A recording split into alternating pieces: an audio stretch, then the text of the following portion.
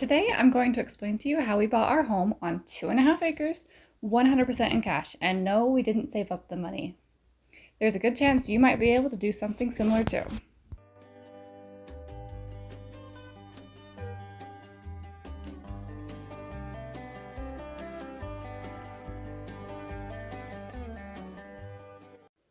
We bought our house 100% in cash in February of 2024.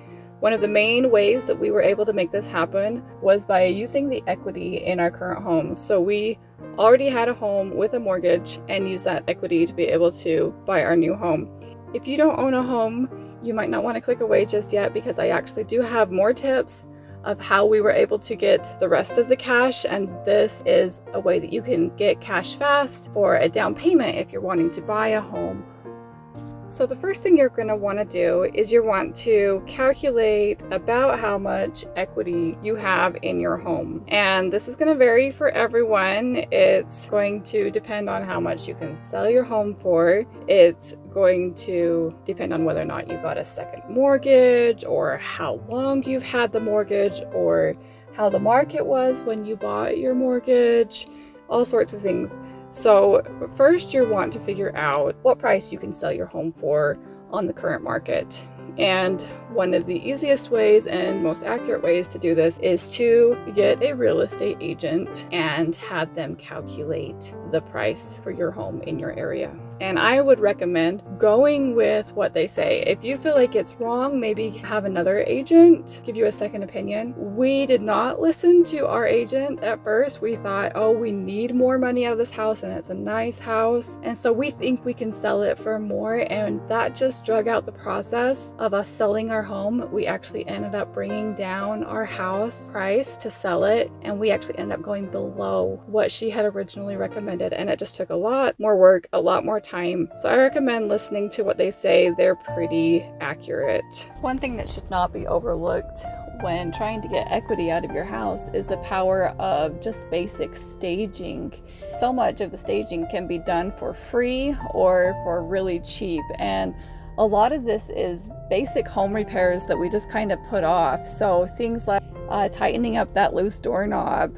It actually makes a difference when people come and see it. Or painting the trim around the door, or removing the stickers from the wall. Just things that really don't require a lot of work and either no money or barely any money. These things actually make a big difference in how well the house shows. And I've done a lot of research on this and have done it for 2 of my homes that we have sold, and both of them we got quite a bit of equity out of. I could fill a whole other video about just this topic. If you want me to make that video, let me know in the comments. The next thing you're going to want to find out is how much you owe on the mortgage on your house. So this can be found out just by going to the bank website where your mortgage is held and looking to see what that balance is. So you're going to want to subtract the amount that your mortgage is that you still need to pay from the amount of the home sale price, and this is going to be how much cash you would get back. There is still one thing that will change how much cash you'll get back that you'll need to count in, and that is how expensive it is in fees and commissions for you to sell your home. Most people sell with an agent, and there can be other fees.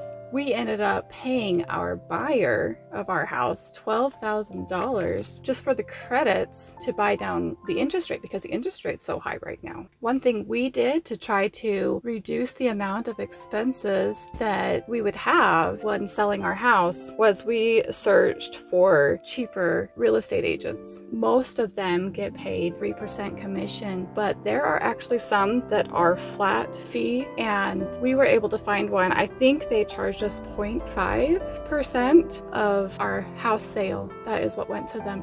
So there are some options to get a little bit of this down, but it is pretty much guaranteed that as the seller, you are going to pay for your buyer's agent fees, and that at a minimum is going to be about 2.5% of the price of your home when it sells. You can actually offer more than 2.5% commission to the buyer agent, and this will bring in in some greedy agents that will show your house, and you might be able to sell quicker that way. But if you are wanting to pay the buyer's agent less than 2.5%, what you're going to end up seeing is that agents just don't want to show your house. They will go and show different houses even if their client wants to see your property, because they want to get money. There's just so much greed, and honestly, people have to make a living too. It is their job, but they want the money. And I have seen several real estate agents not want to come see my house and not show the house, even though the buyers were actually personally contacting me saying they wanted to come see my house, and the agent would not show it. And this is because I was not paying more than 2.5% commission to the buyer's agent. So that's something to be aware of. If you're wanting to sell fast, you might want to consider getting a cheaper agent for yourself, but paying more for the buyer's agent so that they will actually show your house. So now that you have found a number value to put to how much equity you would have when you purchased your home, then you want to take this number and you want to take it to a realtor website. So something like realtor.com, and enter these parameters so that you're not being shown more expensive houses. However, I do recommend that you go a little bit above what you have cash for. So if you have $325,000 in equity, I recommend setting it to $400,000 for you to see. And the reason is we also saved money in this way. We offered $50,000 lower than the asking price on the house that we purchased. And because we had a 100% cash offer, that kind of changes the playing game on whether or not people will consider you, because so many people are getting rejected after going through all of the process to get the loans because the interest rates are so high. So to have a cash offer, one, it makes the sale really fast, really clean, and it guarantees that you have the money to buy the house in the first place, and that you're not going to go through a month or two of trying to get a loan and then to have it fail. So it just brings some peace of mind to the seller that the house is actually going to sell, a more predictable future for them. And so lots of times they will consider a cash offer even if it is a lot lower than their asking price. And so we could tell that they were considering. We'd offered $50,000 lower than what they were asking, but we could tell they were considering because they were thinking about countering that. And a lot of people would just ignore it and not even counter when it's too low of an offer. So since they were starting to write a counter offer, then we just got feedback on about what ballpark they were thinking about doing, and it was still too high for us.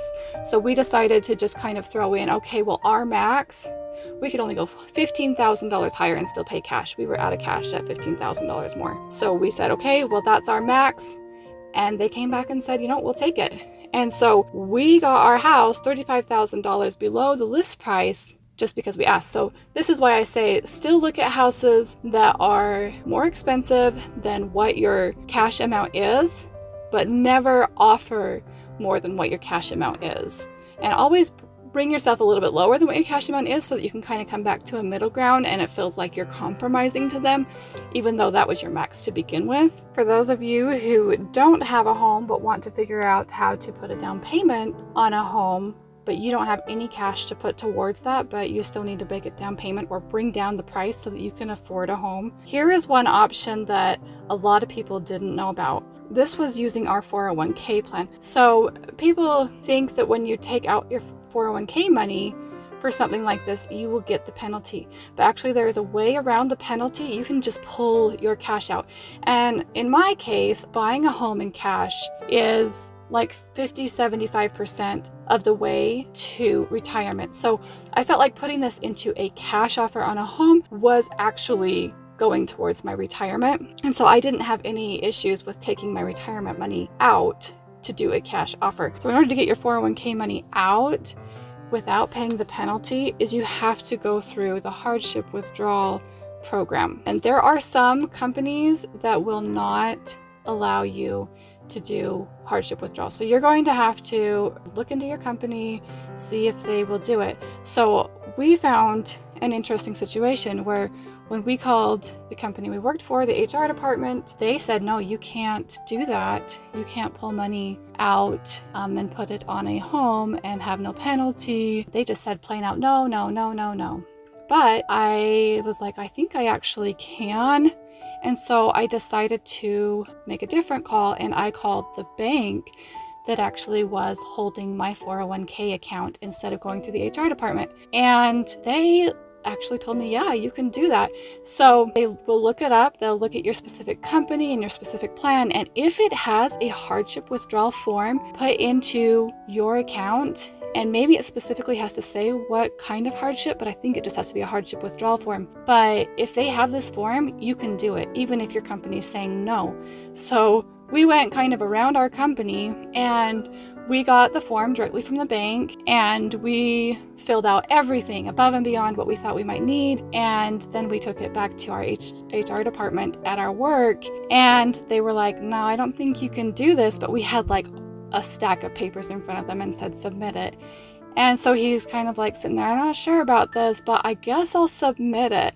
And it went through just so easy as butter.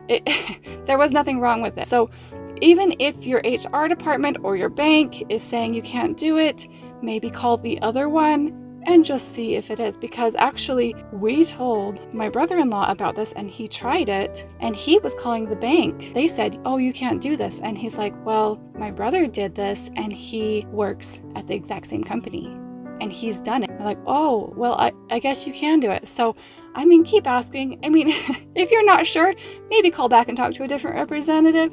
Because there seems to be something in the system that makes them not want you to pull out money this way. But it is a thing, and if you have the form, you can do it. There is some people that will not be able to do this. But for us, it made the difference in being able to have the cash to buy our home, because we were still $45,000 short from buying our house in cash, and we had to pull that out of our 401k. So just a warning on doing this, you won't get the penalty, but you will be taxed for additional income. So for us, we made an additional $45,000 that year because we pulled that cash out of our 401k plan.